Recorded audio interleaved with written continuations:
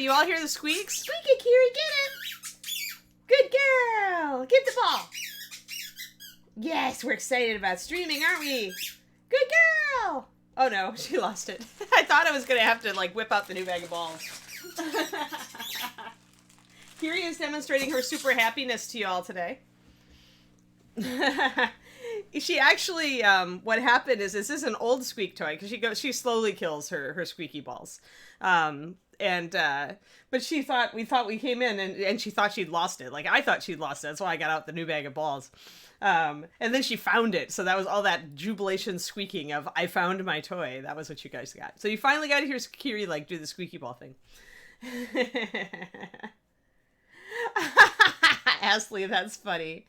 Yeah. Good girl. We might still have a Kiri emergency today, but we'll see. Just because she's still having a week, which is why we've been starting just a little late on the stream, because then I don't sleep well, and then I have a little bit of a, like, delay in getting my butt in gear. So, let's see here. What am I going to do?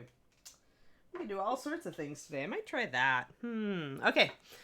So today's another color theory day, guys, and I totally was derailed in my usual intro from the Kiri dog. So, hello, good morning, happy Thursday. We're almost to the weekend, and welcome to Reaper Pro Tips with me, your host, Anne, and disembodied voice, Justin, who I need to put in my ear. Otherwise, he's going to be from the grave, Justin. Like, Justin, if we ever, like, have a little icon to put up of you on top of my screen, like, we totally have to have an undead version of it for when I forget to put you in my ear. Justin from beyond the grave. Zombie Justin. It's a good thing. I feel like we need a zombie Justin emote. Oh, we should have a zombie Justin emote. That would be great. Super. There we go. Now he should not be from the grave now, guys. I've got him in my ear. Here he goes. Boink. Yeah. There we go. All right. So yeah, we're a little bit discombobulated today. Apologies for the discombobulation, but here we are. We're here, more or less. Yes. Good dear. There should be a Justin emote. Zombie Justin emote would be awesome. Not a zombie Justin emu. You wouldn't be able to tell it was Justin then. It just looked like an emu. but that's a thought, Deborah. You're just trying to turn everybody into animals. I've been told I'm a border collie, so there you go. Who would be raising Justin? I don't know. I'm pretty sure that Ed might be the necromancer there. Yeah, we'll go, yeah. Yeah, Ed the necromancer. Definitely not Kevin. Yes, exactly. Yeah, I mean, in this one case, it's not Kevin. We know that Kevin is actually, like, a necromancer, yeah. Yeah, either that or a lich who's also a necromancer. Yes, but yes, exactly. Morning. It is morning indeed. It is. Or afternoon. Or evening, even. For some of you, I suppose. Why stop at remote? Zombie Justin Mini. All of the Reaper, all of the famous Reaper people done as zombies. Bob Rodolphe, I bet, would be all over that. I bet Bob and Julie could do that. Like, why have we not had this yet? It is really my answer to my question then. Like, and Dave would have to be, like, in a Star Wars Darth Vader t-shirt. Like, if we did, like, the zombies from, like, Night of the Living Dead or something. Although that's earlier than Star Wars, so I'd have to go a later zombie movie. But yes. The three-headed troll with Ed, Dave, and Ron, yeah. For sure, Bandar. For sure on that one. Trolls. Alrighty, let's see here. Boink. We're on Rocky, because I don't like the blue. The blue is too saturated. We're going to talk about, like, remember all we said yesterday, or earlier this week, about how you can get away with bright colors together because, they naturally are happy together. But our problem here, and it's been a problem from the first, it's only a slight problem because in some ways I like the blue, but it is too bright for Rocky. Like, Rocky as he stands right now, if I leave him as this darker red, which is, he's not completely done, obviously, and so I still would have time to bring up some colors, but he's still got a base coat of dark red, and when you start red this dark, I like the look of it, but it does desaturate your red. It does make it not the eye-screaming bright red. And that is, for me, that's a pro, because I like to have room to highlight up the red, and I don't like red as much when I start with it, like, really bright and have to hit it down with washes. No, not the whole mini. Iffy. Because I still like the red. You know, I need to finish the red, but I still like the red. But I don't like the blue. And so we really, and this will happen to you sometimes. And also I want to point out that the NMM Gold also works with the red, but not with the blue, because this is a muted color selection. And so because of that, we've got a little bit of issue going on here. We've got too bright of a blue for our stuff. Now, one thing I am going to do real quick out the gate is base coat over that, this green work that we did on the shoulder. I do want to get that down and get that pushed down to a lower level. I can't remember if I used Dragon Red. I think I used Dragon Red. I didn't use Urgathoa, much as I like Urgathoa. Urgathoa, go back in my thing. I have so many reds. Like, red is one of my favorite colors to paint, and you can tell it when you look in my paint drawer and you see a ton of red. It's a triad of primary colors. It's definitely the primary color triad in Ara, and red, yellow, blue does work well together. But there is the rule that it's a rule of Anne. It's kind of something I figured out when I kept getting into color problems. And that is that if you try to put too saturated a color with desaturated colors, it clashes. Even if it's the right color, quote unquote. And this is where a lot of people get into trouble. Like, this is actually the way that a lot of people have trouble with color theory, because they're like, well, red, yellow, blue should work. But you've got the wrong red, the wrong yellow, or the wrong blue.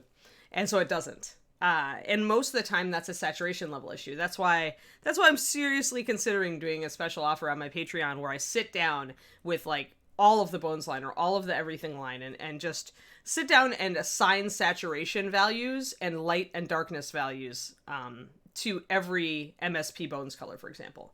Because then, as long as you're in roughly the right saturation range and you're differing in your value range, you will be able to choose colors a lot easier that go together.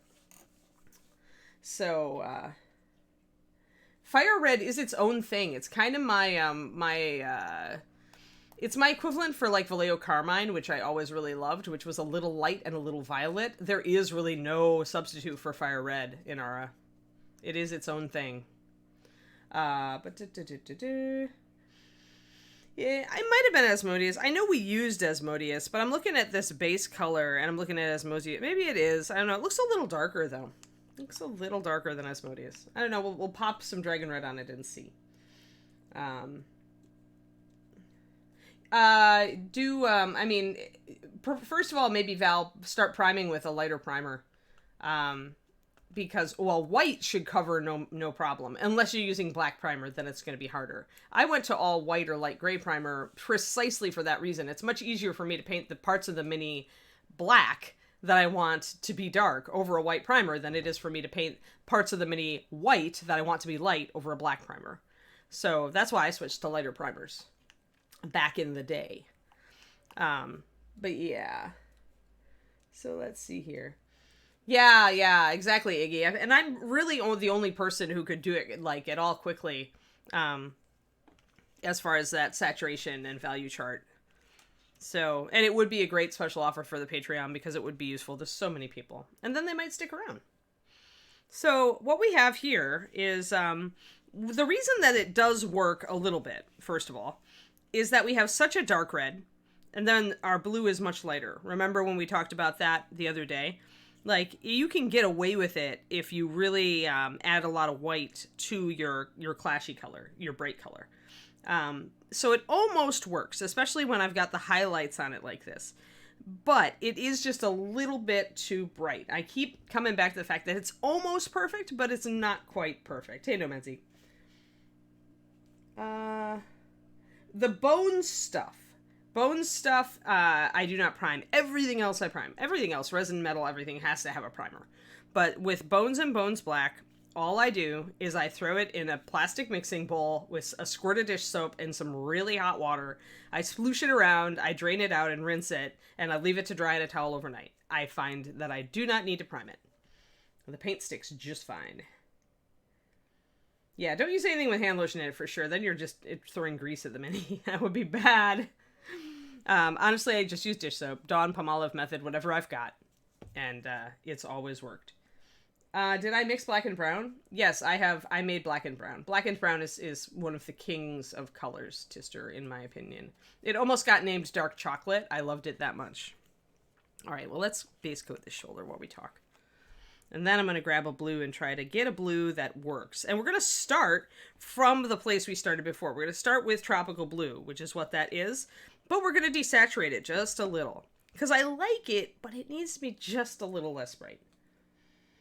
Right, exactly. That's why I started using it that way, Daffodweir. I was like, yeah, if anything is, if there's any kind of oily mold residue on bones, I figured, then dish soap would cut it. And if dish soap didn't cut it, then there was something heavy duty that I would need a stronger degreaser for, but... Alrighty. Alrighty, Rocky. We're gonna try to put some dragon red on you and see if it dries appropriately. And I just paint right over green stuff, guys. Like, I really don't feel the need, especially when it's here. It's on a recessed area. You're not gonna touch it when you're handling the model. There's no reason to prime it, in my opinion.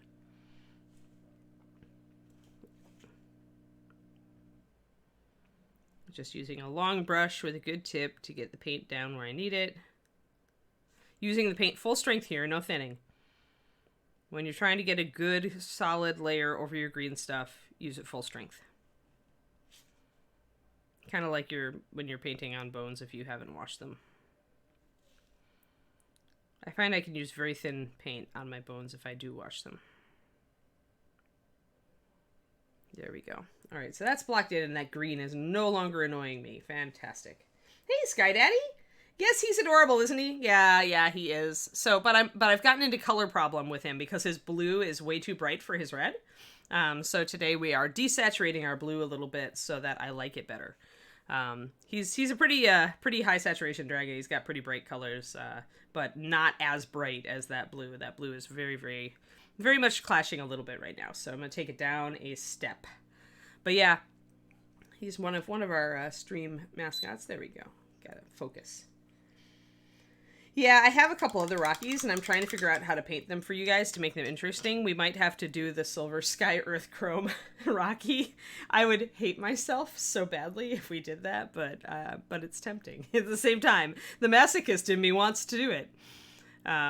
Maybe after I do my my new bust, where I'm going to do like chrome, really really heavy Sky Earth steel on the shoulder pad, then that'll be my warm up, and I can do that. But yeah, thanks for the resub, Sky Daddy. We use our resubs to build up to Ask Me Anything sessions with giveaways for this show. And I think we just did one last Friday, so we're starting to build up for our next one. All right, so that's a little touch up.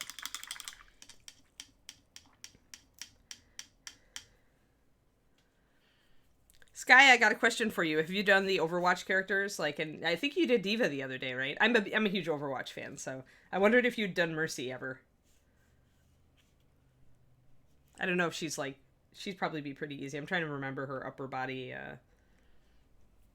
armor and stuff. Let me see. Oh, interesting. Dishwasher on rinse cycle. That's a good idea, Daffodweir. If you want to do a huge batch, like if you get your Bones Kickstarter and you're like, oops, that was not the button I wanted. But there. All right, so now you get a close-up of Rocky's handsome mug. All right. Hey, Balrog. How's it going? Alrighty, so we started with our tropical blue, and it is way too bright. Ooh, nice, Val. Yeah, I love Witch Mercy, and it's almost that season again where I could use my Witch Mercy skin. Oh, interesting. The Reapercon boxes are running out.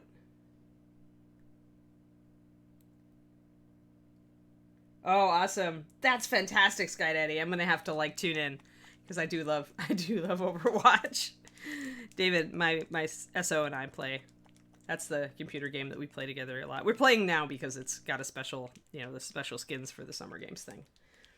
But yeah, I was a Mercy main for a very long time. Now I play a lot of Baptiste, but I do still love my girl Mercy. I'm going to back up just a little bit here. All right, so let's put Rocky on a blocky. And prop him up while I mix this color. So we really like our blue, but we just got to take it a little bit down.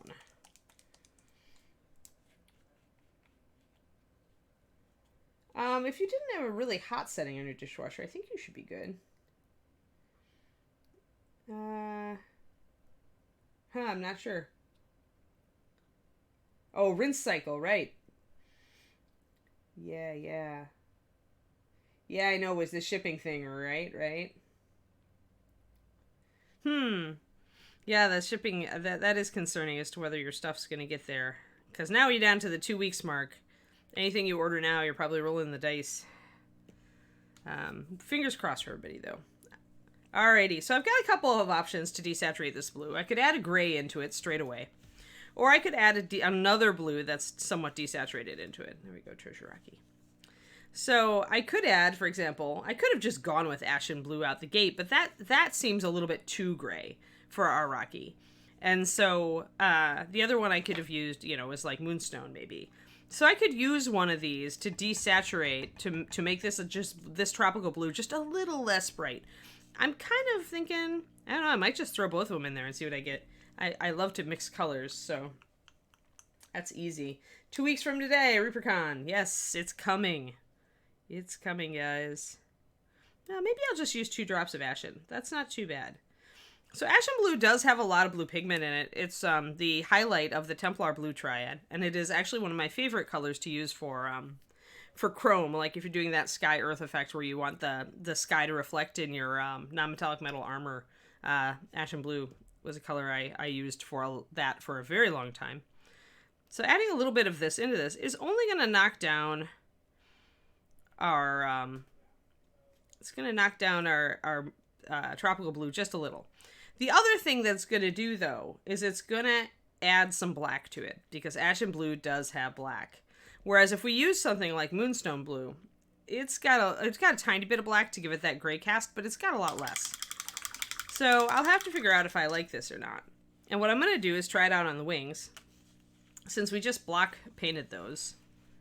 So this is about a 2-to-1 mix of tropical blue and Ashen Blue. And we're going to try this out on a wing and see if we like it. Oh, Community Pirate Cookbook preview over on the socials and Discord today. So, awesome. That's fantastic.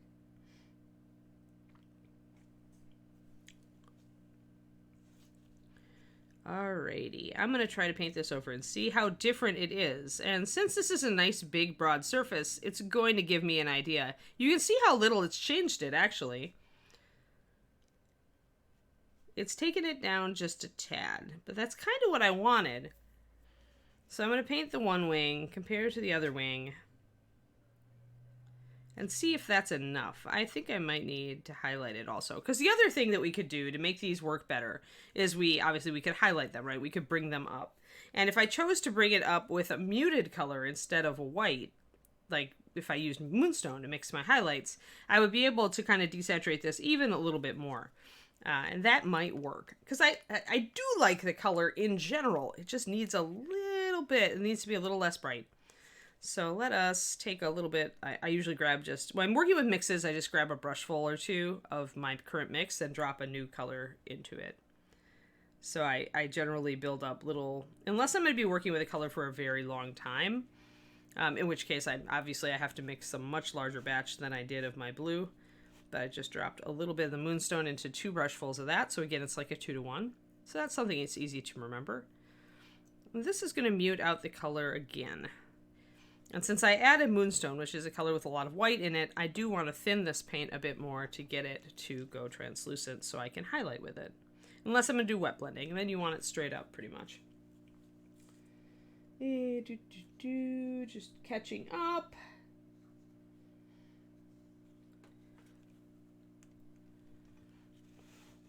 There we go. Alrighty. So I'm going to try, actually I decided I'm going to try just using this highlight color I mixed as a base. It looks like it might work even better. The problem is that, and when I add that Ashen Blue, it actually, because it adds black, it takes the color and pushes it a little darker. Can you see that? Like, this is our original tropical. Then we added Ashen, and the blue went darker. The problem is we're working with a dark red, and we want contrast, right? So maybe we want to actually run our blue lighter, and maybe we'll like that better. So actually I'll go over here and try that on the other wing surface. There. and see what I can get. It's nice to have the wings still on the sprue because it lets you paint them without handling them too much. So let's do this one. And this is really thin paint, so I may need to throw 2 quick coats on it. So sometimes if your stuff isn't working, ask yourself, am I using a color that's much brighter or less bright than the colors around it? Or am I using a color that's not significantly lighter or darker than the colors around it? Wow, Nikki Coles, thank you for the raid. Fantastic. Yeah, this light blue, yeah. Obviously you can't use it on body painting, but it's tropical blue. It's essentially a phthalo blue that's lightened a bit, a green shade phthalo, with a little bit of extra green added to it, Sky.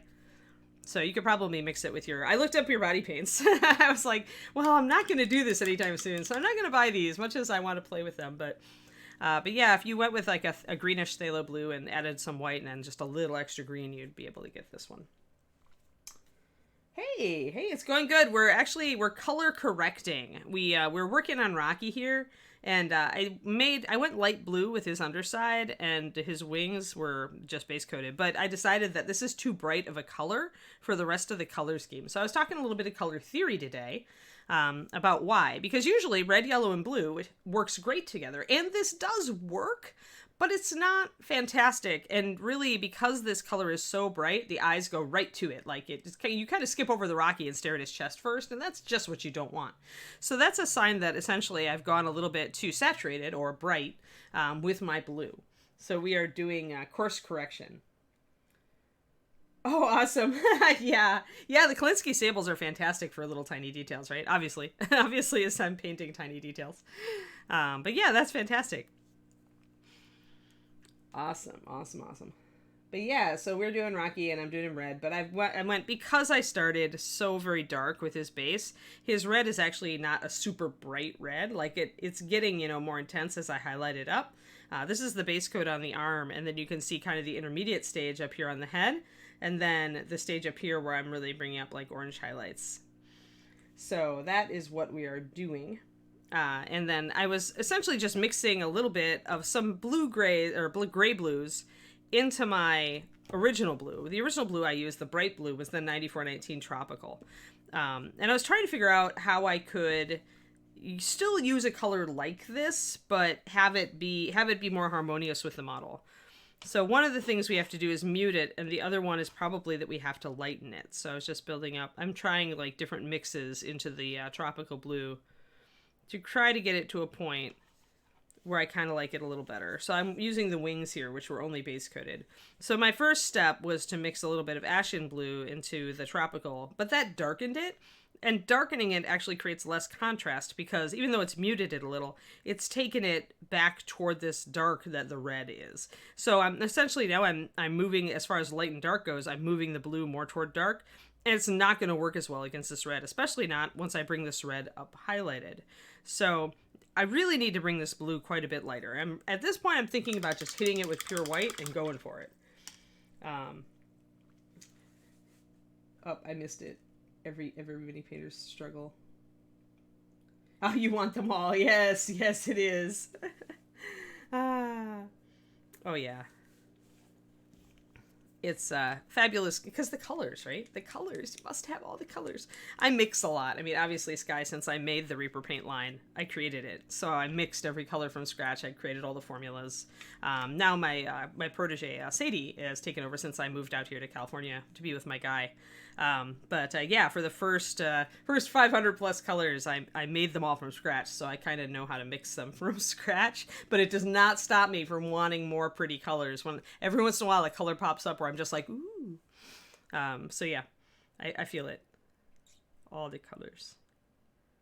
I especially like really saturated bright colors because then I can mix them. You can always mute out a bright color, but it's hard to resaturate a muted color. Like you can add saturated pigments back in, but it's harder to push it back up.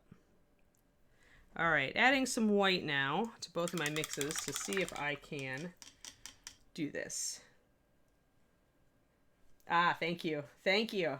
Thank you for the paint compliment. It's really what I view it as. It's my contribution to the community and the industry, because I've been a nerd. I've been a gaming geek since I was very small. 9 years old, I started painting my first miniature.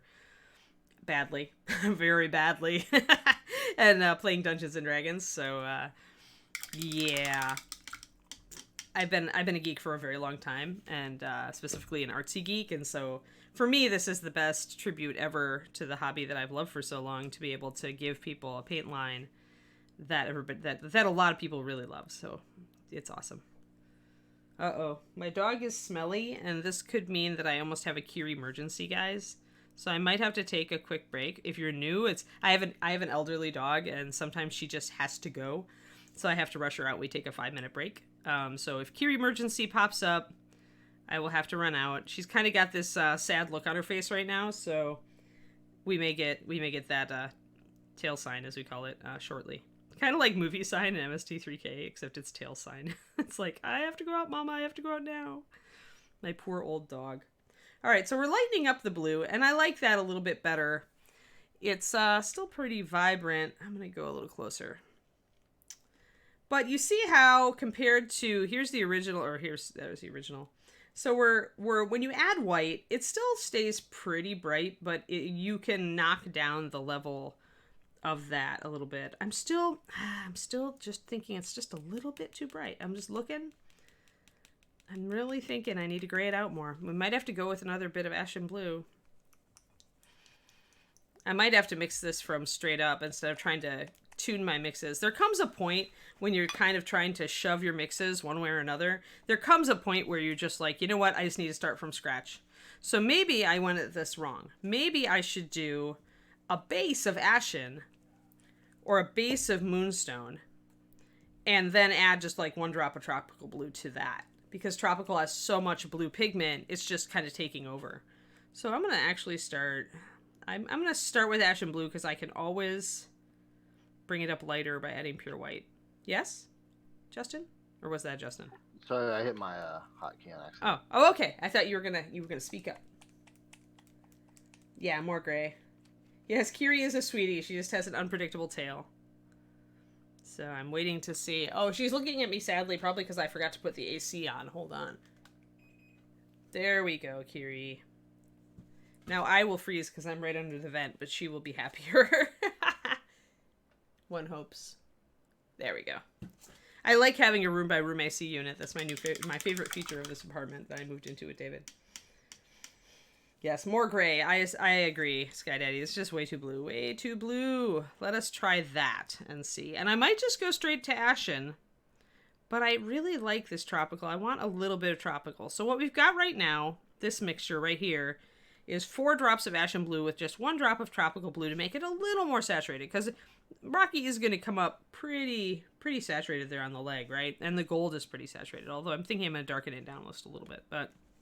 But yeah, so this is kind of how I work with my colors if they're not working, guys. Because don't think that just because I'm the color whiz, like that every single time I do a color, I throw a color scheme out and it works works right away. Because I do have those color schemes that do not work right away. Alrighty, so let's try this. Oh, that's much more gray. See that gray in that? Much more desaturated. So let's try that. And look at it next to our tropical and look at it next to our wing strut. And then I'm going to bring in some red. And doing stuff like this on one small part of the model can be a very good idea for this sort of model. You can even just try things on the back side of the model. And then if they work, you can use them on the front. Yeah, I'm thinking that might be our way to go, though. Just looking at it even before it dries, I like it better. I'm going to grab some red to bring up these colors with. I think I was using something very close to clear red to mix into my Asmodeus red. I'll use Sione Scarlet. That's close enough. Yes, you're late, Crowley. That's okay. We'll forgive you. Yeah, I like the gray too. So let's take down... So this is 4 drops of ashen blue, which is, again, a beautiful... I love blue grays and gray blues, so I'm very happy about gray blue and blue gray in general. But I may be biased. It also actually makes your blues better coverage, guys. So if you want a little bit of a muted blue, think about adding a drop of Ashen Blue into it, because Ashen Blue has really good coverage, and it will give coverage to your mix. There we go. So there. Yeah, that's looking a lot better. That's looking, I think I like that better. Yes. And then we'll highlight it, of course, and maybe put a little bit of shading in it. But I like light. I want the wings to be lighter, because we are, I've talked about this before. The other essence of color theory thing is that you want darks, mediums, and lights on your model. So we've got a nice dark brown in the wood here on the treasure chest. And the gold is kind of a medium value, although it does come up to pure white. The red is darker, although its highlights are coming up. But in general, this is a darker red. I would say a medium dark red once it's all said and done because of the shadows. So what we're missing here is we're missing a really light tone. Like, we've got shiny highlights on the gold, but the gold's middle tone is definitely a medium range. So what we want to do then, if we want to introduce a light color, is use that light color on like the wings and the chest, so that we have like a light, medium, and dark going on the model. If you go like higher contrast, your models will look better. Everything will pop a little bit better if you make sure that you vary that up. Just taking a look at chat. Nope, you guys are good. You're all talking about caffeine and things and ReaperCon, and that's all awesome. All right, I like this gray. I'm going to commit to it. I'm actually going to paint it over his chest. By blue. Well, maybe we'll leave the blue as an example, and we'll do the wings. How about that? We'll leave that chest to remind us of where we have come from for now. And we will highlight the red here to make sure that our blue is going to look okay with it. And I'm using Sione Scarlet. Sione is a pretty good sub for clear red. It's not quite the same, but if I want a red that's bright and vibrant and lighter, and I want to be highlighting red, I'll mix some of this in. I'm going to use Asmodeus, the Pathfinder. So we're using a lot of Pathfinder colors. You guys may have noticed that I like a lot of Pathfinder colors. This should be a cue to you to buy some. So I'm doing a mix of Sione Scarlet and Asmodeus to get that kind of a middle, kind of that red. You can see there's our dragon red base coat. I want to go up enough that the first highlight is noticeable.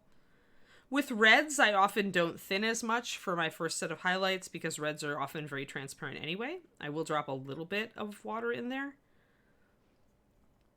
because everything blendy and awesome texture-y is done with thinner paint. So, all right, I like to push this white palette out of there so that we can get a real color sense. Is there a difference in the finish on Pathfinder colors? It shouldn't, Valandar. We try to make everything really across the board kind of an eggshell finish. It's not a dead matte with Master Series, but we seldom mix that up. It should be the same finish. Yeah, a lot of vibrant colors in Pathfinder range, yeah. Good, Gurgi. Yeah. All right, cool. Ah, Kiri hair. Oh no, pet hair attacks. News at 10. There we go. David says I've got that wrong. He says nobody watches news at 10. Everybody watches news at 11. So we did a Google search and he was right. And I was very disappointed that he was right. My parents did news at 10. They were in bed by 10:30. I'm afraid that saying is hardwired into my vocabulary now.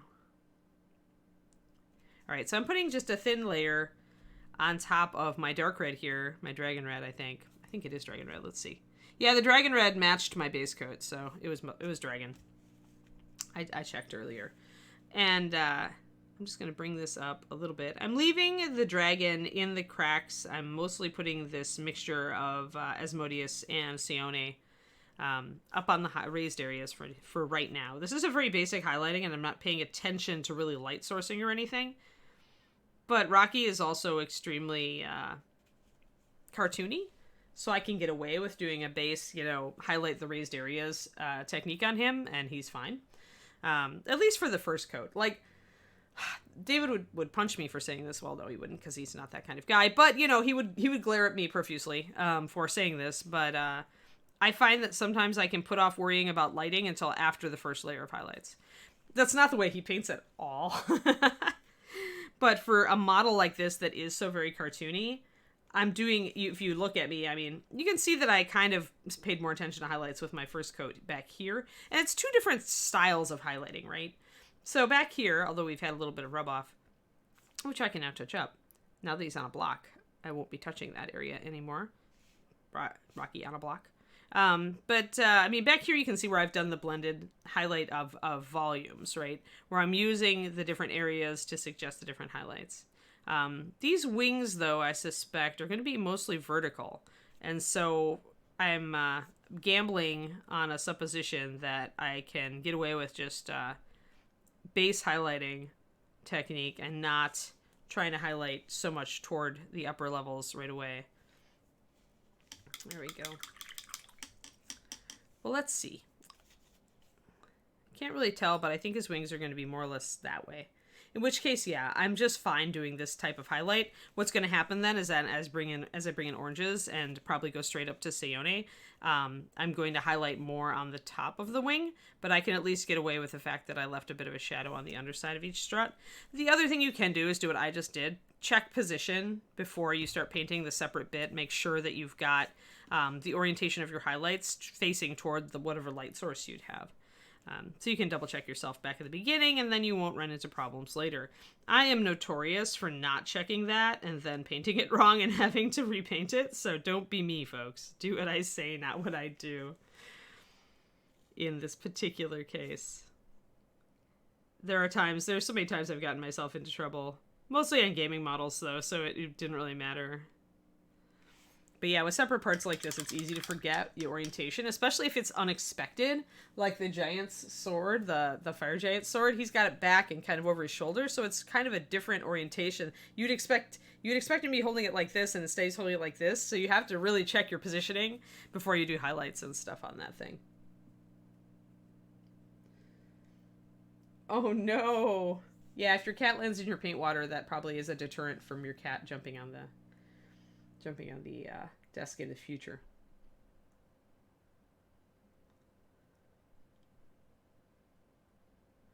Yes, cats. I think I liked who is it on my Patreon who put up on the Discord a picture of their new painting desk, and it has a cat bed on it so that there's somewhere for their painting buddy to like settle and not get too nosy. I thought that was a pretty good idea. And the cat playpen idea was another good one, to make your cat a play area in the hobby room that is full of intriguing things for them, but that isn't going to be things that make you go, oh noes, if they, knock them over or eat them. I did have a cat who loved GW plastics. Like, I was painting some Bretonians for somebody, and she wanted to chew off all the lances. So I ended up buying an extra box of Bretonians so that I could replace the chewed lances. I don't know what it was about those little pointy things, but she loved to chew nom on them. Oh no, landed in your coffee. Oh, cats. I do not currently have one. But I remember there's active cat for sure. As far as like what hit my painting desk, it was an active cat. What hit my gaming table, it was an active cat. So yeah, so there we go. So now we're bringing that up, and that looks good. That actually looks good next to each other. I think you can see how this is much brighter. This is more desaturated or less bright, as the case may be, for those who are not familiar with the art terms. So that muted blue is looking nicer with the red than this really bright blue is. So I'm going to highlight it a bit to test it and just make absolutely sure. And then I'm going to paint over the chest there where we've got the really bright blue still.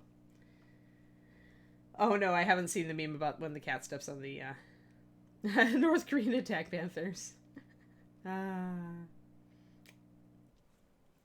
am certain there are many memes. If it has to do with the furry animals that we love, there is never a shortage of memes. All right, I'm going to grab my pure white, and I'm going to probably, do I want to mix a whole new color on this? Yeah, I think I'll mix a new batch. So just to like kind of cement in my head what my mix is, I'll mix a new well of the 4 drops of Ashen, 1 drop of Tropical, and then I'll add a drop of pure white or 2. Pure white, remember, is very highly pigmented, and so it's going to shift the color a lot. If you don't want as much of a shift, you could use one of the other whites. There are definitely places for whites that aren't quite as overwhelming. But I'm just so used to pure white that I use it all the time.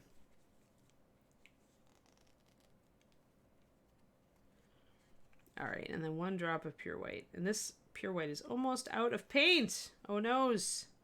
There it is. I need a little paint bottle holder where I can put my almost empty paints in it upside down. Alrighty. Kitty stories. Kitty stories. There we go. Put it on the memes channel. Alright. We have a memes channel? Of course we have a memes channel. I don't have a memes channel, but Reaper Miniatures Twitch has a memes channel. Discord, sorry. Alright, so we got... And what you want to ask yourself when you're mixing a highlight, you really want to see the difference. And if I were to leave this so close to my original color, the advantage of that would be that I could layer up highlights on this wing while keeping the paint thicker. The more different your highlight is from your base that you're highlighting over, the more you have to thin it to get the blend. But if they're very close together, you can get away with pretty thick paint and still have it look pretty good. So that's why I always say when you're learning blending and layering, you've got a couple of different options if you're a newbie. It may be actually more beneficial to you to mix more highlights that are closer together, and that way you can kind of get into where to highlight things without having to thin it so much to get a nice blended look. While supplies last, Reaper John says.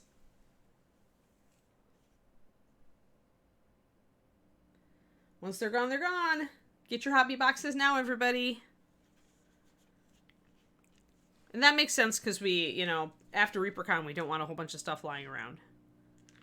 Swag bags we usually can sell after the fact, but other stuff, not so much.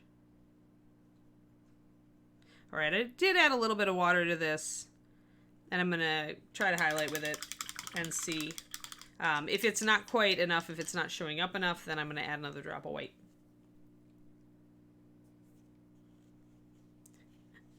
Yeah, I have allergies. I have pet allergies, but very mild ones, and I tend to acclimate to the animal that lives with me, which is nice. So when I highlight wings, especially when I'm doing simple little wings like this, I tend to make them lighter toward the center, and often I'll introduce a little bit of a more natural pinkish skin tone toward the center as well, to show that as the wing stretches out, light passes through it, and maybe it picks up some blood vessels and things like that. If you guys remember my Dance of Death, I actually did veins on the wings for one of the dragons. The black dragon had some veining on the wings.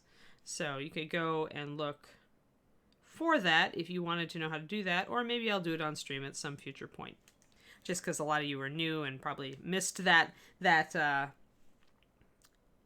Odyssey, I guess? Dragon Painting Odyssey? How long did it take us? 1.5 years almost, Justin? Trying to think of, yeah, I mean, because there were definitely breaks and stuff. That sounds about right. Maybe a year. Maybe a year all told, yeah. It took a very long time, yeah. Yeah, I was ready to be done with the wings iffy. That's why I went a lot faster and kind of looser with the design for the White Dragon's wings. Although I did like the kind of galaxy effect we got. But yeah, wings are, like, I try to do the wings normally earlier on in a project because especially dragon wings or succubus wings tend to be really big. There's a lot of open space and they can take quite a while to paint. And so you are thoroughly sick of them. And if you wait till late in the project when you're not as excited about it, you're more likely to stall out, or at least I'm more likely to stall out on wings. Just because there's so much open space and I just don't have the energy anymore. So you can see how subtle this highlight is. Like, I thinned it a little bit. And the colors are so close. Even though they look different, you can see that they are pretty close to each other, right? These two. And so when I'm highlighting, it's very subtle. Now, this is what would give me a great blended look, right? These subtle highlighting layers and building up higher and higher layers are what's going to give you a blended highlight. But it's not much progress, straight out. Oh, Bookend Kitties! I love your name, and thanks for the resub. Yeah, Dragon Painting Epic. Hey, main event. Pretty good. I was talking color theory earlier. We're correcting the blue on our Rocky because I had looked at it for about a month and decided that it was way too bright of a blue for his chest. Much as I like the general color of the blue, it needed to be muted out a little bit. And so we essentially, like, this is our original blue. And we're working on muting it, and then I'm showing people how to highlight it. So that is what we are working on today. Yes, and also referring to my past dragon painting odyssey, Dance of Death, which was on Reaper Toolbox Live, which used to be our Wednesday show. And now I stream during that time frame, but I believe that we're going to get a Luca to do stuff during that time frame in the future. Or round about it. From Miniatures Den. Alright, so I'm just pretty much going to highlight. I'll go up a lot faster with my next highlight. But it does pay to go up, to pay attention to blending, maybe with your first highlight. Then you've got that transition started, and future layers, you can work from that. I can still see my brush strokes if I get close. But I don't mind so much. I mean, like I said, he's really very cartoony mini, so I don't need perfect smooth blends or anything. And wings also have a little bit of texture on them. I should show you guys how to do that. Let's do that. Let's grab some... Actually, this is another way I could mute out this gray, is if I grab a little skin tone and mix it into there. Let me see what I've got. What have we got for skin tone? Pale Flesh? Pale Flesh is a near white. It's going to mute down the gray, but not too much. I might glaze with like a rosy skin or bright skin shadow at some point, but we're not there yet. So let's go with Pale Flesh and make something where we can do a little bit of texture. Who is ready for some Reaper Live? Reaper Collins with the cheer. I still always do a double take Reaper Collins when I look at the Discord and see you as Phil Collins and think that, you know, you're going to start breaking out into like a round of Susudio or something.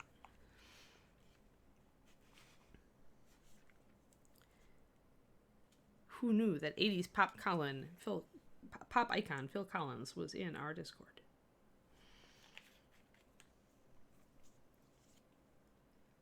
Super, super. Now it's in your head. Serves you right.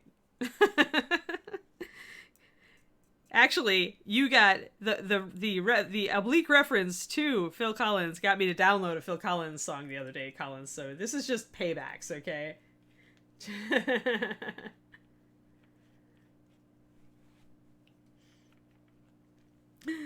Well, you all can just, like, growl at me about it, I guess. All right, I want this to be a little bit... Okay, so I'm going to highlight. I actually am adding in some skin tone for this highlight. What that's going to do, since this has, like, pink and it has red and yellow in it, right, to get it this orangey skin tone. Although this is a very pinkish skin tone.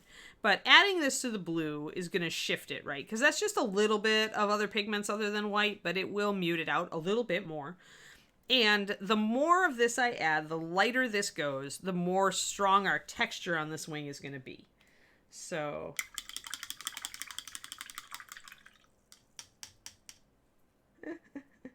Oh yeah, yeah. I mean, Phil Collins is a good drummer. I'm glad they after Peter Cetera left, I'm glad they let him do vocals, because I do think he was a better vocalist than people give him credit for. But yeah.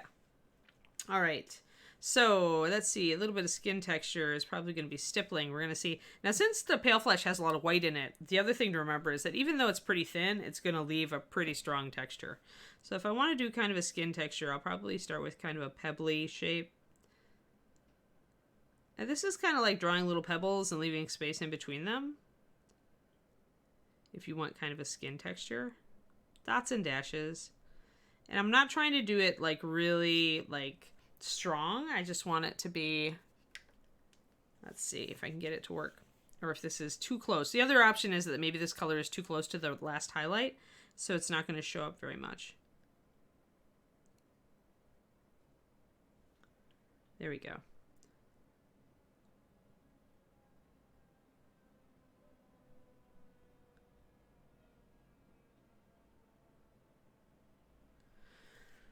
So, like, you could do a little, like, subtle texture like that. And the more of that skin tone you add, the more that texture is going to stand out. So, we can... Oh, come on, thing. You can kind of see it. I feel like I'm not in the best zone for... There we go. Focus. So, this is really subtle. And that's cool, and you can go and make a higher highlight and bring it out a little bit more.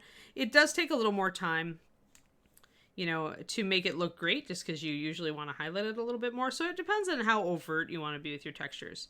I tend to like being a little subtle with texture at first, because I like the Easter egg effect where, you may not notice it right away, but then when you get close, you can see it.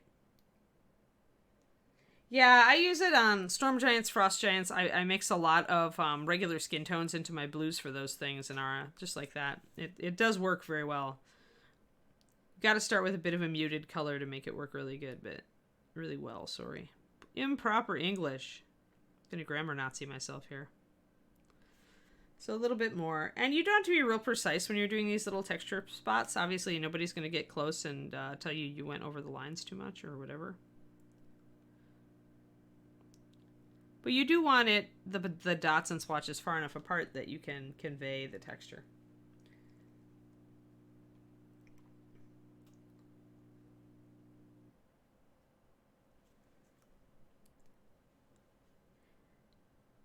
I can't remember what song do I have currently on my playlist. Now I have to look. It's not one of the classics. It's one of the newer. Something Happened on the Way to Heaven. It's the one I currently have on my playlist, because even though it's kind of a sad song about maybe losing somebody, it's also really upbeat. I like really upbeat music when I walk, so that one's currently on my playlist. So yes, I have a Phil Collins song on my playlist right now. And for those who didn't know, he's actually a fan of miniatures. He did a little show at one of the Miniatures World Expos in Europe several years ago. He actually likes historical figures, I believe. Who knows? Maybe he likes fantasy ones too. I'm not sure. I don't know that anybody ever really interviewed him on the subject.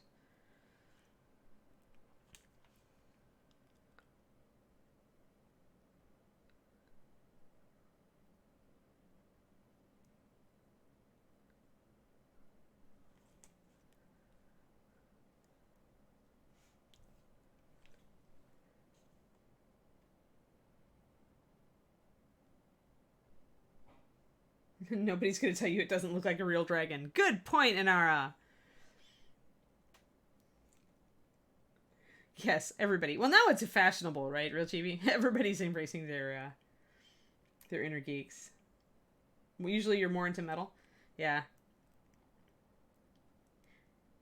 Yeah, I was a big Elton John fan in high school. I still listen every once in a while.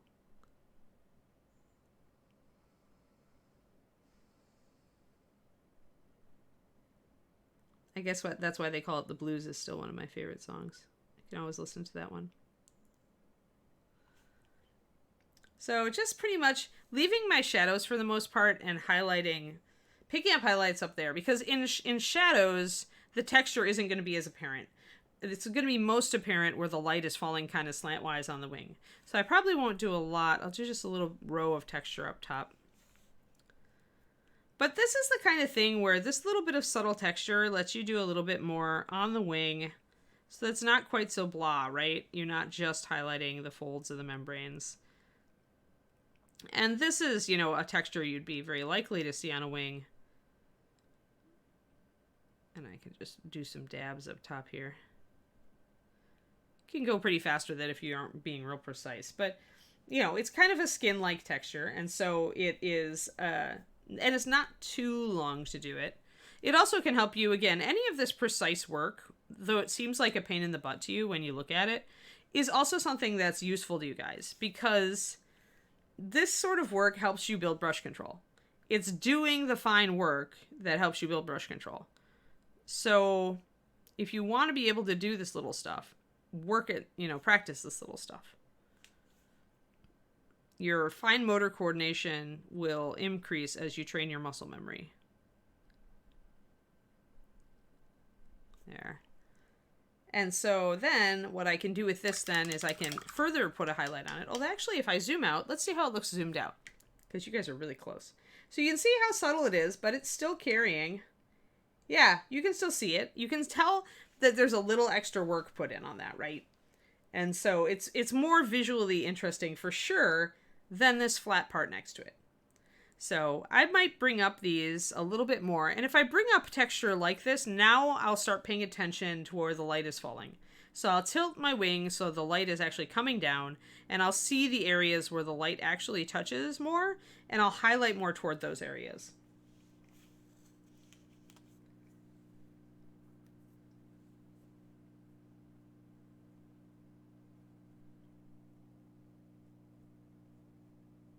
I'm just paying attention to the metal chat. I was never really into metal. I have friends who are. I tend to like, because I sing, I tend to like more melodic music. I do like a good dance tune every once in a while, danceable metal, or you know, heavy industrial that's danceable. But yeah, otherwise never got into metal. More an alternative goth industrial kind of girl. Although I listen to everything. Like, I listen to folk music, I listen to classical, I listen to, you know, a whole bunch of stuff. So really, if a song grabs me, it's got me, and I don't really care. Yeah. Well, I like Queensryche, and they were like, what are Queensryche? I mean, it's hard rock, but it's a little bit past hard rock on some fronts. Queensryche is probably as close as I ever got to liking metal. I've heard about The Who. That's actually one of my friends just texted about The Who. Because on my 40K group, we do have a metal fan. So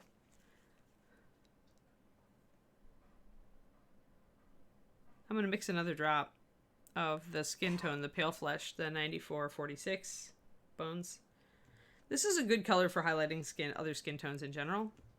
It's also great for, I made it so that it could be like a really pale undead. Like it's, if you want a more fleshy vampire, but that goes up to white, but you still want that undertone of regular skin, Pale Flesh is not a bad call. And then I might shade it with a bit of bluish color or purple. Shades really well with purple, with a bruisey purple actually.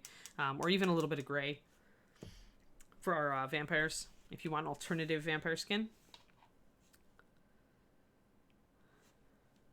Let's see.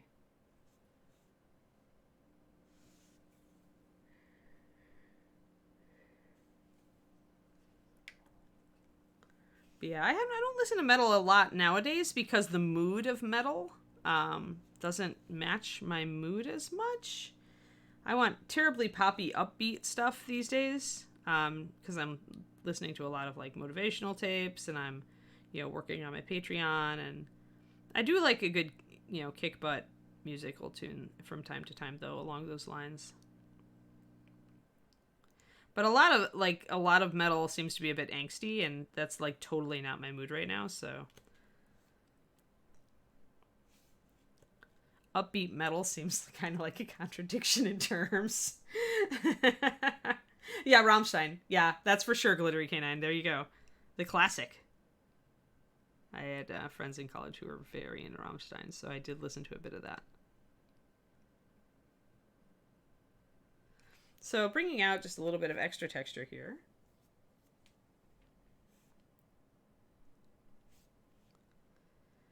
And also I tend to like female vocalists, which at least in the beginning were very rare doing metal.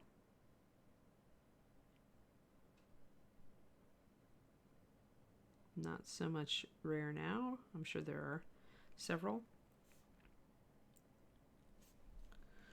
Just trying to get some extra texture in on areas that the light would fall on. And then if I want to blend this in, I can glaze. Put a glaze of color over the top. And if I want it to glaze lighter, I can even do like just a glaze of Pale Flesh, which will, of course, knock that blue down a bit more into the grayed out category as well, since I'm not putting...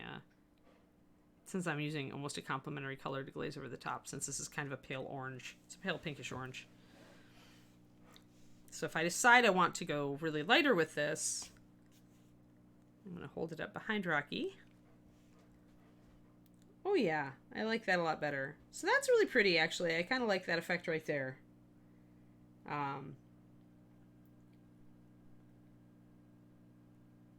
Covers of ABBA from... I do like ABBA. I will admit it. Hi, Kiri. Are you going to have a Kiri emergency, or are you going to settle? She kind of looks like we might have a Kiri emergency online.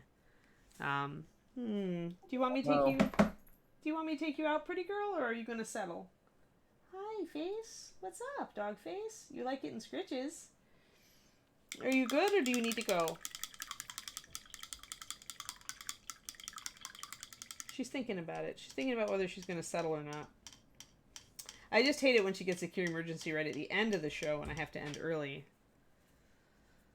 Alright, she's settled down again, so we'll see. If she gets up again in 5 minutes, though, I'm going to take her out. Little doglet. I've heard of Lacuna Coil.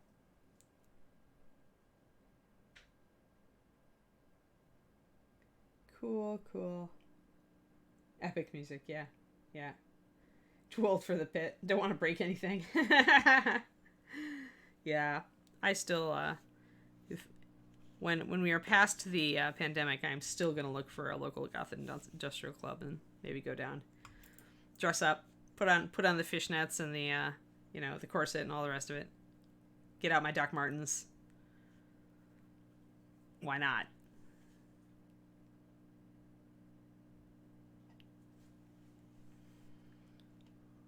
Alrighty, so let's do that.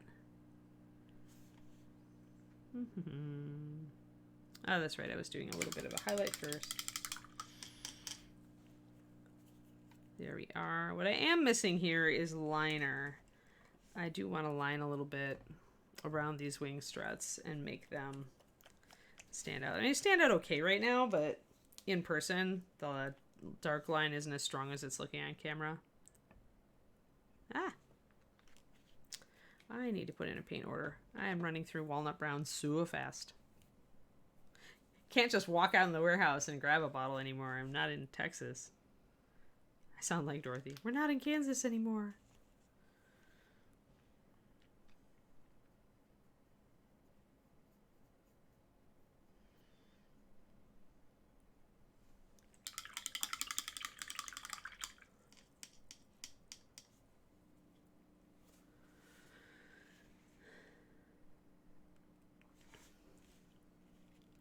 Yeah, I don't listen to as much music as I used to. I listen to music on my walk to get peppy and when I'm doing like commission work. Although lately I've been doing my commission work on stream, so I'm not listening to my music.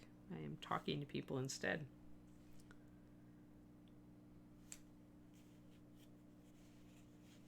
I'm probably not going to stream this afternoon because I have a couple of errands that I've got to get done. And middle of the afternoon is prime errands time here, so even though I have been doing, since I did Thursday last week, I'm probably going to skip my stream today. It's not on the schedule anyway. Thursday's kind of my optional day where if I'm not tired and I'm enthused and I need to get some work done, then I stream. But yeah, gotta run off today to run some errands.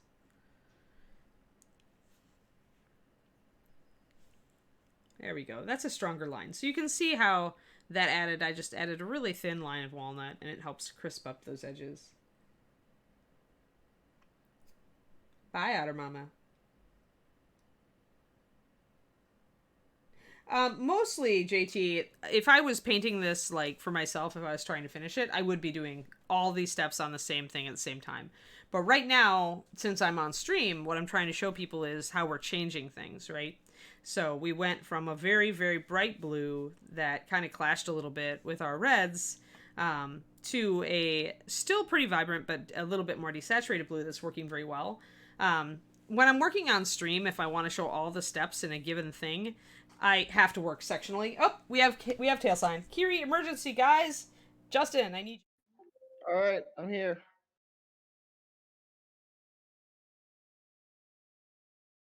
Poor Kiri.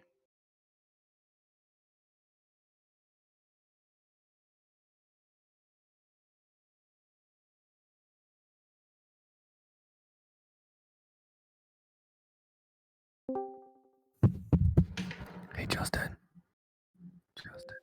Yes, Collins. Have you painted your miniatures yet? What? Are you not gonna do anything for ReaperCon? What do you mean? No, I'm working on the ReaperCon stuff. I haven't painted anything. Well, how are you gonna participate in cool painting activity? Justin.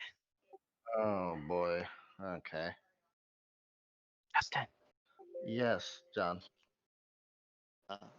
How's planning for ReaperCon going? It's great. Thanks, John. For those of you in chat who don't understand, this is Phil Collins, the one and only, and then we have John in here. So yeah, there's a whole circus of people in here now. Well, lucky you. Did you get my direct messages, by the way, John? I did. I just got back to my desk. I'm working Okay. on the pirate cookbook for ReaperCon with the community, and so I was off doing stuff. Okay. I need some of the good recipes from that, John, so that I can attempt to make them and then take pictures. What do you mean the good? They're all good recipes, Collins. I mean, that's subjective, right? Like, let's be They're real. all great. Right? If they're not using the right ingredients, aka chocolate, then I mean, they're probably just okay. It doesn't necessarily mean that they're the good ones. Oh boy. Does anybody have any good questions in chat? Gergie wants to be invited to the party. Mm. Also, I think people have just taken to calling you Persimmon John, which is fine. So you're welcome. I don't know what a persimmon is. You eat half of one every day for lunch, John. You better know what one is. Time to Google it. Expand that vocabulary. It's a citrus fruit, John. I got you, John. I got you. The Parmesan is the edible fruit of a number of species of trees in the genus Dipporus. There's a bunch of dinosaur names in this. Most widely that's cultivated. Awesome. They're Asian or Japanese Parmesan. That's what Google says. It's persimmon. What are you saying? Parmesan. Parmesan. Well, I'm adding an extra vowel in there. Persimmon. It says right here when you do the wiki, it says per and then Simon. So it's a persimmon. All right, yeah, we'll go with that. Twisted Doma asks, where can they get the pirate cookbook? So the pirate cookbook is being put together by people on the Discord, and it's just going to be kind of like a PDF thing that people can look through at the Drunken Mermaid Tavern. Is it going to be a full-on book, Mr. John? I don't know. Right now, I think it's just going to be kind of a PDF with like all the things in the front, like drinks and appetizers and sides and things like that, and you can look through. Oh, that's cool. You know what? That's a good question, Francis. When will Phil Collins appear on Reaper Stream? You know what? I think he said something about being on Reaper Live tonight, even. No, that's not happening. But I did agree to play D&D during ReaperCon. Oh, yes. That'll probably be the next time I am visually appearing. Something tells me you're gonna find a way to dodge out of it too. I wouldn't say that. You'll put up like a cardboard cutout. I did think about, well, depending on what my character is, and if they have one of those little apps that I can change my face to make it look like that, thought about that. But that seems like a lot of work that I don't want to put into it because I'm lazy. Okay.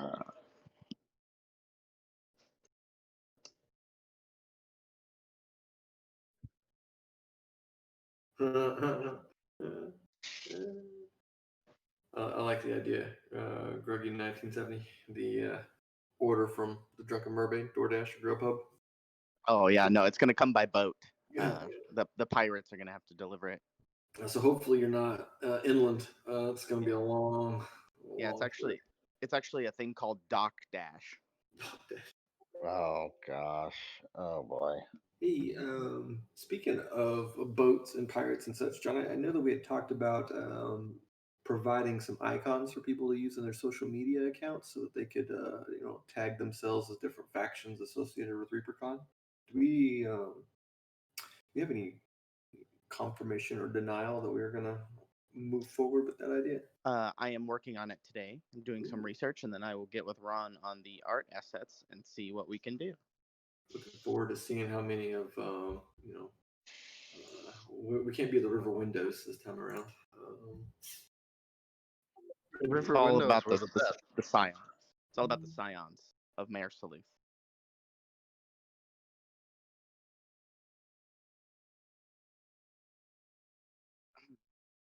Rubigon says, you guys need a custom Kiri emergency brake screen. Ann and I have actually talked about that. I think she's gonna end up making one at some point. Twisted Doma, are you referring to Sadie's show or Reaper Live? Those will both be happening today at 3 p.m. Central and 6 p.m. Central. I will not be on Reaper Live tonight. I have some teacher stuff that I got to do for ReaperCon, so I will not be there. Just Gruggy, like Hell Runners is the choice. You don't have to worry about. You don't need help. Just choose Hell Runners. They're both cool name, and they have fire in their logo. You don't beat that better. Yo, I'm back. All right, bye. Bye, guys. They all ran away. Alrighty. Disaster averted, or at least cleaned up. Oh, my eyes are greeny. Alright, good girl, Kiri Dog. Alright, so as I was saying, I was thinking about this a little bit as I was taking a Kiri out. But it's like you've kind of got this decision to make when you stream mini painting. You have to decide if you're going to show people like all the stages of something, or if you're going to like actually be painting the mini to done. And it's because if you're painting the mini to done, you might be doing the same step on a ton of different areas. Like if I had been doing this same thing on a ton of different areas of Rocky, it would have taken me days. Many streams to get all of the scales, highlighted all the different places to the same level as that, right? And so that would be very boring for somebody who just tuned in to the stream. So what I aim to do with each of these streams is to more do some section to show you how like the finished section is going to look. And I'm less concerned because Reaper isn't paying me to finish models.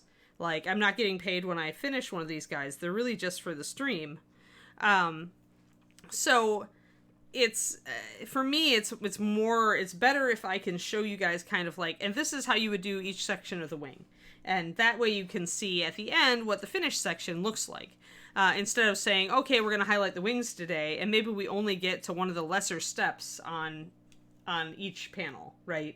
And then I have to do like 2 or 3 shows to finish out the wings.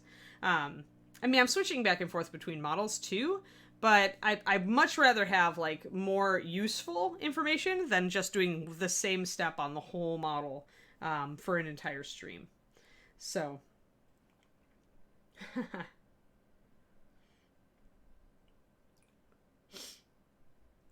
Why do we watch Trainwrecks, Reaper John? Yeah, why do you ever watch Reaper Live, right? Oh, you guys. Yes. All right. So let's mix a glaze of that skin tone and see what it looks like. And also remember, I'm experimenting, right? I'm trying to figure out like how a way to make the wings look good in my book.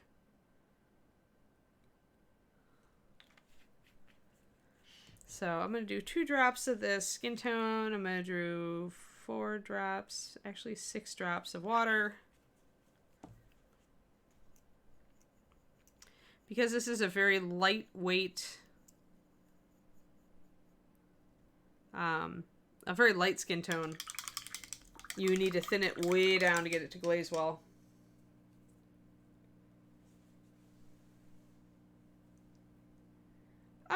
I mean, Rocky's got a different scale texture than a lot of our current dragons do. He's more of a pebbly scale texture and less of a armor plate scale texture. There's a small dragon that I did as a giveaway. There's like a small one that used to be with the Dragon Summoner model from Master Series Minis. But it's a Julie sculpted dragon that's not as cartoony as Rocky, but maybe a little bit more realistic. Not as, not quite like this, but it has the scale texture that Julie most often does. And And so I would say Rocky is a good practice model for dragons when it comes down to doing like pebbly scales like this, which some of our dragons do have this texture. But if you're looking for more practice in like painting the plates on dragons, then that I would say go for a dragon. Look at the dragon you eventually want to paint and try to find a smaller version that has similar types of textures. Although, I mean, painting a dragon is no different from painting anything else. There's really no substitute. The thing is like, practice on painting dragons. Ask yourself what specifically you are trying to practice. If you're trying to practice highlighting scales, then yeah, you should look for a model that has the same kind of scales as the big dragon you want to paint. But if you're... There's an aspect of painting dragons that is just the being able to finish something so big with the same color and texture over most of the model. So that aspect you really can't practice. That's just stick-to-itiveness, or you can do some shortcuts if you airbrush. Yeah, MCC, that's what I figured. I mean, I'm not really into, like, I may eventually finish Rocky. I may do it over several shows, you know, but whether I finish him or not entirely has to do with how I'm feeling about him. And whether I can create lessons, for finishing him for you guys that will add value, right? I want it to be value. I don't want us just to say, oh, it's yet another day of painting the wings like we did with Dance of Death. I mean, you guys tuned in on Dance of Death, but it definitely wasn't useful after a certain point unless you hadn't seen one of the previous episodes covering that topic. And so, yeah, I do that from time to time. Like, I may go back at some point and cover painting the scales this way, because a lot of people maybe missed the first episode, right? And that'd let me finish out, like, the backside of Rocky. So things like that might give me. And then if he gets relatively close, then perhaps I actually will finish the little dude.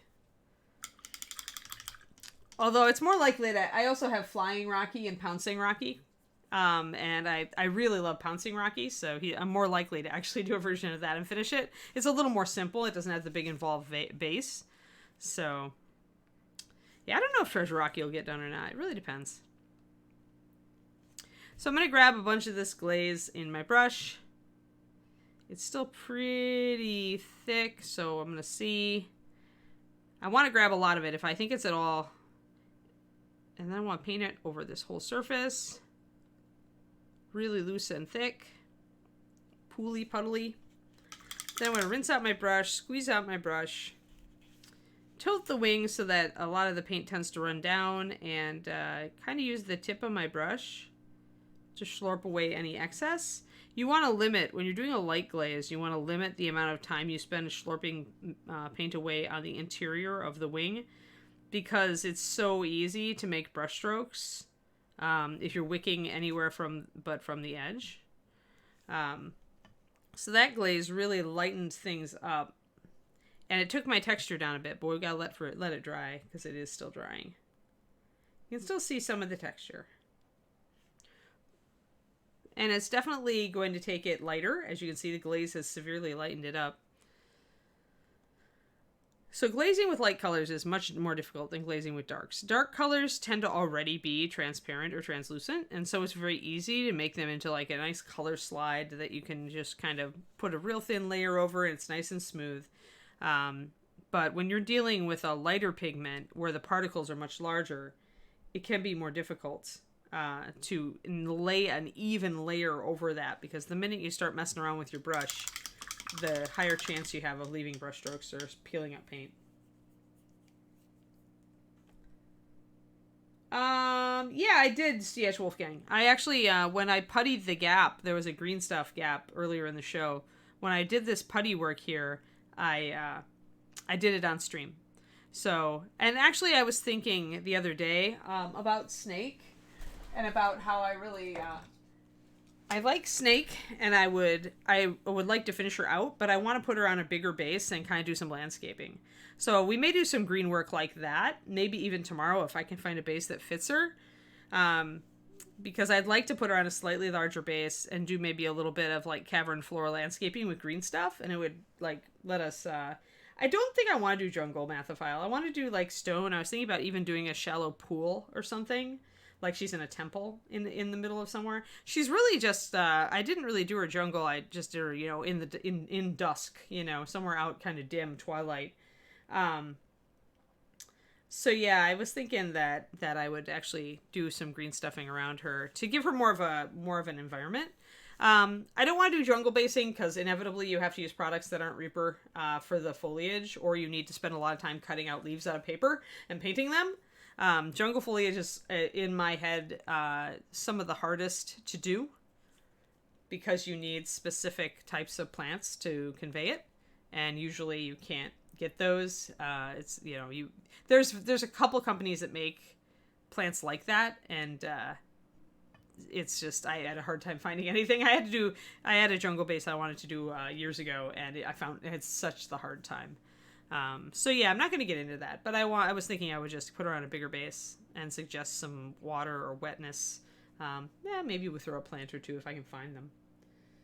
Yeah, I didn't do, I'm sure I did a pinning episode at some point on Reaper Pro Tips. I did do a couple of pinning episodes on my own stream image. So twitch.tv/paintingbig. It's when I'm doing the Zorabeth. There was, I think, one of the first shows is, I hope that it didn't expire. I don't remember the first show that I did it on, but I was doing pinning on that. Yeah, could be. I was thinking kind of a ruined temple kind of thing, Twistedoma, or a cave. Yeah, brass etch is one of the ways that you can get the appropriate leaf shapes for jungle, and what a lot of people do. I mean, it's doable. It's just that I don't have a lot of the materials, and the materials I have are actually already put aside for a project. So I don't want to utilize those on stream just for something that it's not going to, you know, be that project.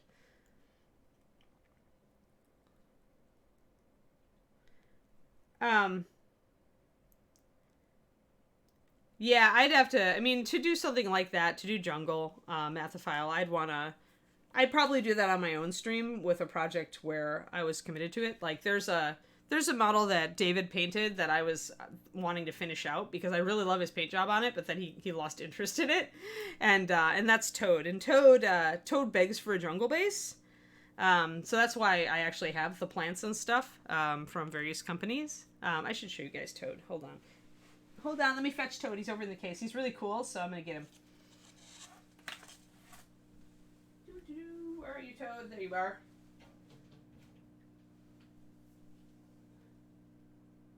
Alright, grab. There he is. Trying to grab Toad. He's got a feather fringe, and he's got... There. Alright. Toad incoming. I don't remember who did this model. David would know. It was part of a company who did a Kickstarter, and I own their Medusa, and I can't remember. But anyway, here's Toad. Hold on. Let me get Toad. Toad, back up. So since this is a non-Reaper model, I would not do it on a Reaper stream. So if I do jungle basing, I'll be doing... There's Toad. Let me back up the camera. Boop. Boop. There we go. There's Toad. So he's sitting on a big mushroom. He's got this awesome scythe. So this is the model that if we were doing a jungle base, I already have bought a bunch of plant life for. So this is likely the model I would do that sort of thing on. He's got basic groundwork laid down, but we wanted to do a lot of jungle plants. But yeah, this is actually probably David and Ann's first collaborative project because every time I look at it, I'm like, oh, I need to pick that up and finish it. Because he's given up on it. But he's got it all set up. So now I just need to worry about the tree and the basing and some, details and stuff. There's also a little snail with a feather fan who's fanning him, and he's got like a fringe of feathers that goes on top of his head. But yeah, it's a really cool piece. And so if I do jungle, I'll do it on this one. But that's Toad. I love Toad. He started painting this before we were dating, and I love Toad. So I was like, you've got to finish it. And he's like, I don't feel like finishing it. You finish it. Which is always the thing that Bob and Julie say that they do. Here, let me put Toad somewhere safe. I don't want him to fall into my paint, and I don't want him to fall over. There he goes. So yeah, so this will be our first, Bob and Julie always say that when they get sick of a project, they hand it over to their spouse to work on. So there will no doubt be Ann David collaborative projects. Because he has a couple that he's started that I really like the look of and that he's like not excited about anymore, that I totally would steal and finish and or at least work on, if not finish. So we might have to make an Ann and David shelf of projects. Remixing up my paint here. I'm going to do some more texture on other parts of the wing. But yeah, I'm liking this lighter grayer blue better. Gergie, the key to starting to learn base work is to start thinking in terms of the environment your model is in. If you want to make more interesting bases, start thinking about the model as part of a story.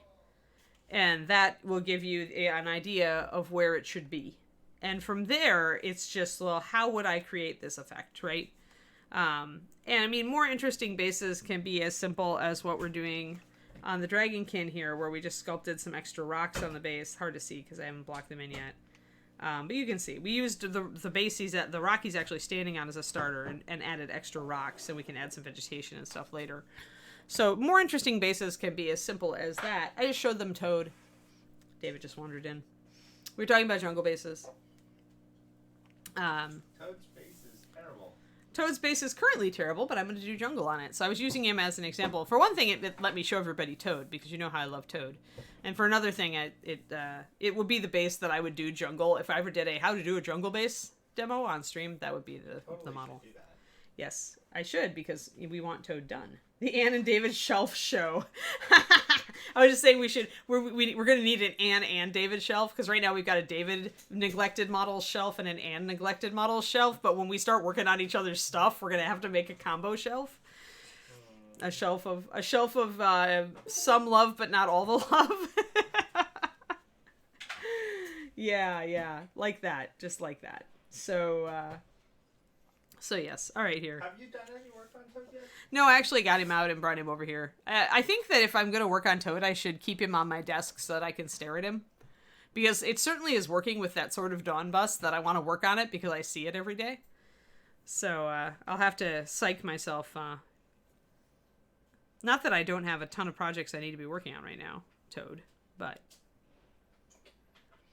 it would be good to work out aspects of his jungle base and work on that. So yeah, let's keep...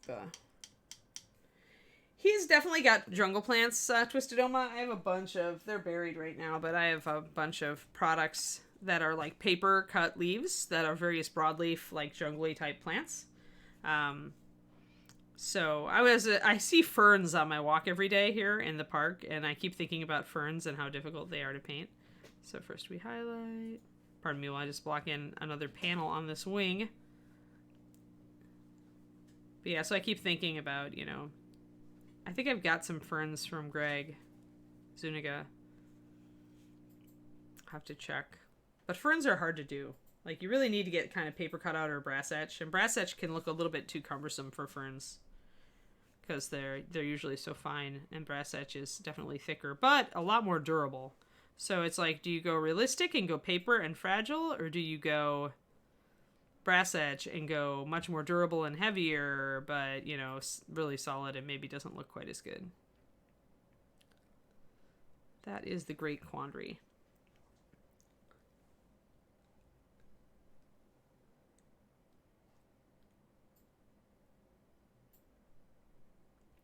Up, Reaper Ground. Who are you pushing? Proctor?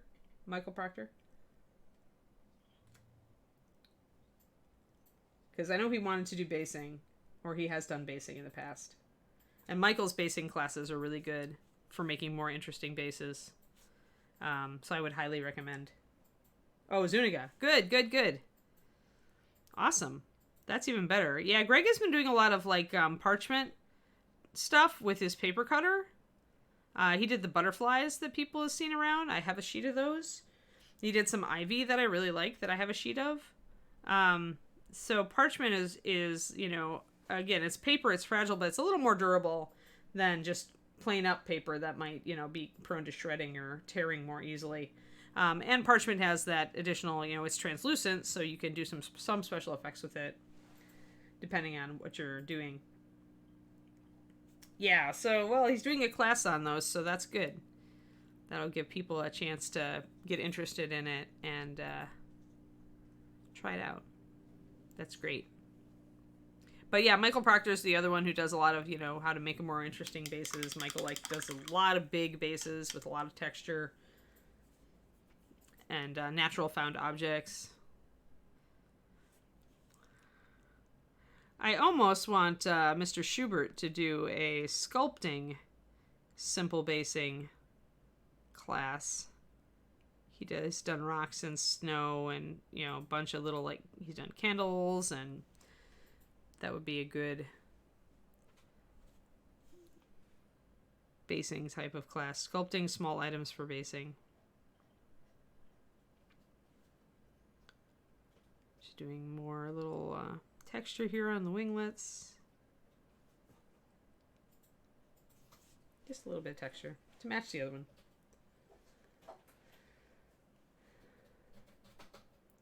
Yeah, Toad may have been answering his cell phone.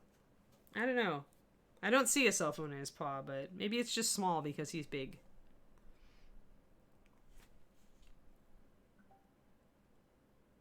I do love Toad, though. Toad is an awesome sculpt and awesome paint job from my guy.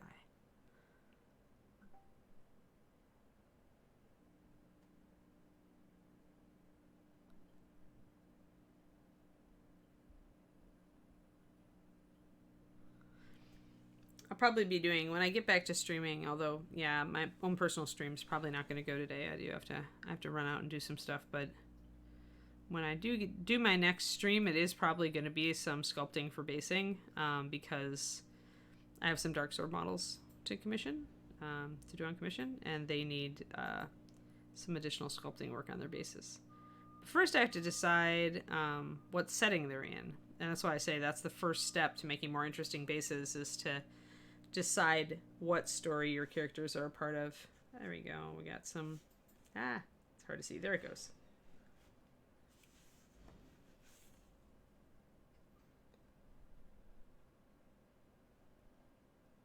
Yeah, they're really, really small and fine.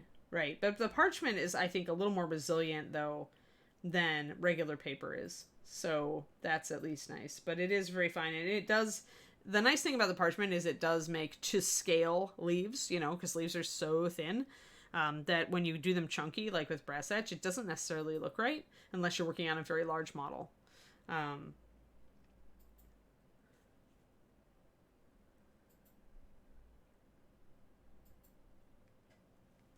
Yeah, agreed. A nice base can really elevate an average paint job. Scrying eye. I used to take advantage of that when I was selling on eBay. I found that if I did a scenic base, my prices would go up substantially by at least 20%. So it definitely adds to the model.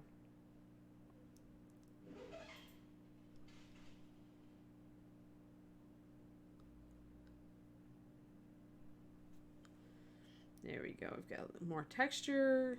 You can see the difference between the darker and the light glaze that we put over it and how much it changed the color.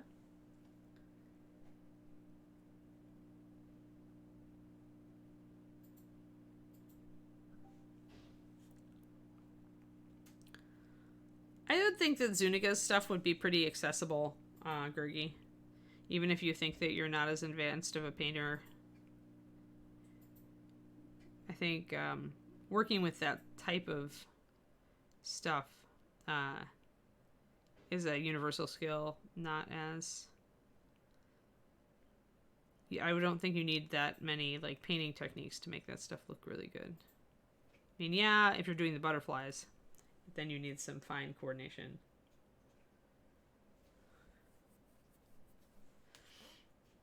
Yeah, that's where like tweezers and stuff come in, Mathophile, when you're gluing very small things together.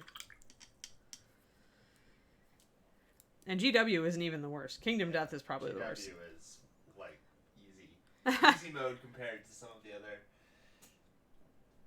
I was thinking Kingdom Death, but I'm sure there are other manufacturers that are equally as teensy. Kingdom Death has a lot of really titchy models.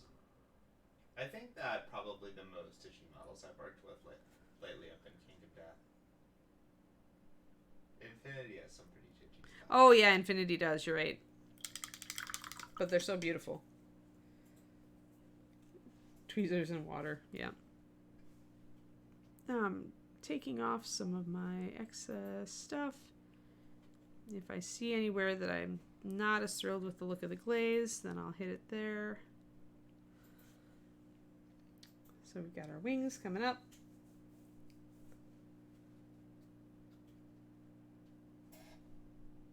Yeah, but they're the secret there is plastic glue, Mathophile. You should be using styrene glue for those GW models for sure. It really helps if you're not already. I kind of assumed you were, but styrene glue is at least going to melt the parts together so that it doesn't have yeah. Try a little less glue then, maybe, if you're having trouble with them sticking. It's the only thing I can think of.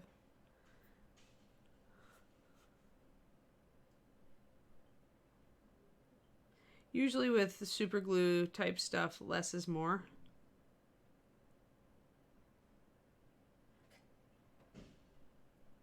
Doing a little more texture over here. We'll finish at least one panel of this wing.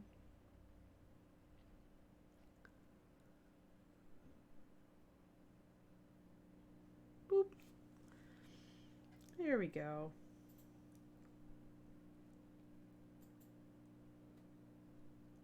Whatever works for you, right? It's like, whatever works. I tend to use just straight up styrene glue for GW models, and I find it works very well, but I find sometimes that I need to take like a little toothpick or pin and grab just a tiny bit of it and apply it. Apply that manually.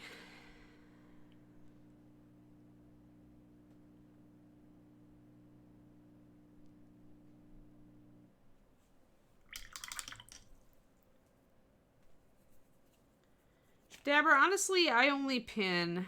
I pin if I'm like, if I need durability, or if I see, like, if it's a metal model, I pin it. If I see that a thing is going to be fragile and liable to break, I will pin it. Things like this lady, I pinned her leg because I knew I wanted it. I knew it was going to be prone to, until I get her on the horse, it's going to be prone to breakage. But I didn't pin her head because there was a very large contact point, and her hair also curls down and gives additional contact points. So I didn't feel the need to pin the head, for example. So it depends on how much area, how good the socket, how good a fit the socket is, what the material is made of. Styrene, if I use styrene glue, I don't pin. Unless it's like a super fine join, like a hand going into a wrist. But otherwise, I know the styrene's going to melt it together, so I don't need it.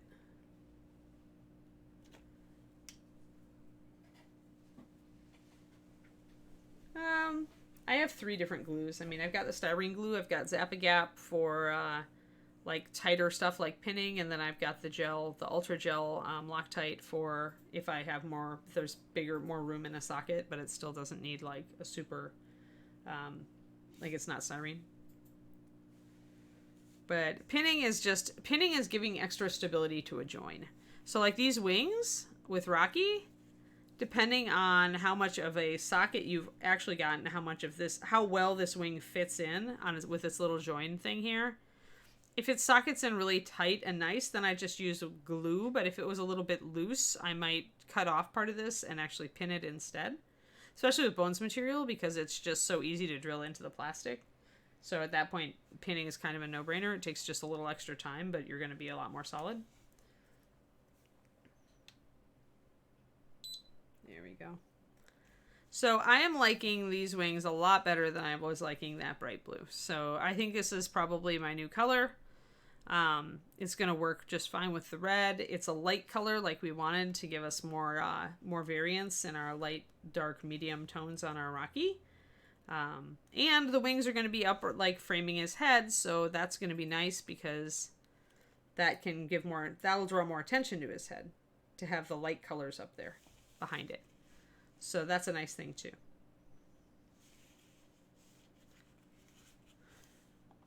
Let's get a little bit more in. So we ended up doing just a little bit of texture to increase interest. He still has one evil eye, scrying eye. He has one evil eye and one good eye because I was doing how to make dragons look friendlier or not friendlier.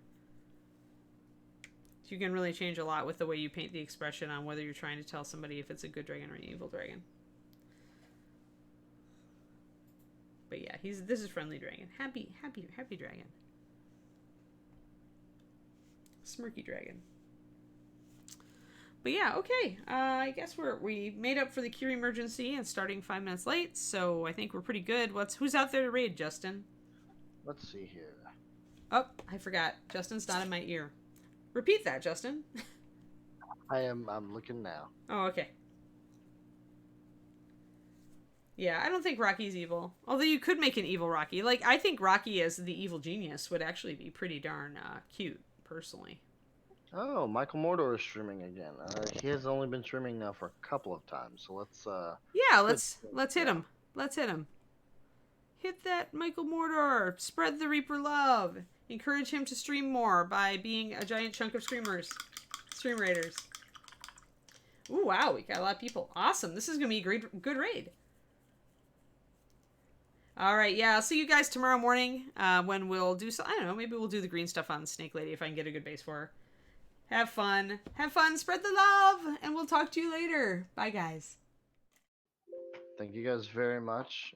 Keep being awesome. Spread the Reaper love, like we talked about. And, well, we'll see you guys for painting Platinum at 3 o'clock here in about an hour and 45 minutes. And then after that, we have Reaper Live. So thank you guys very much. And we appreciate you. See ya.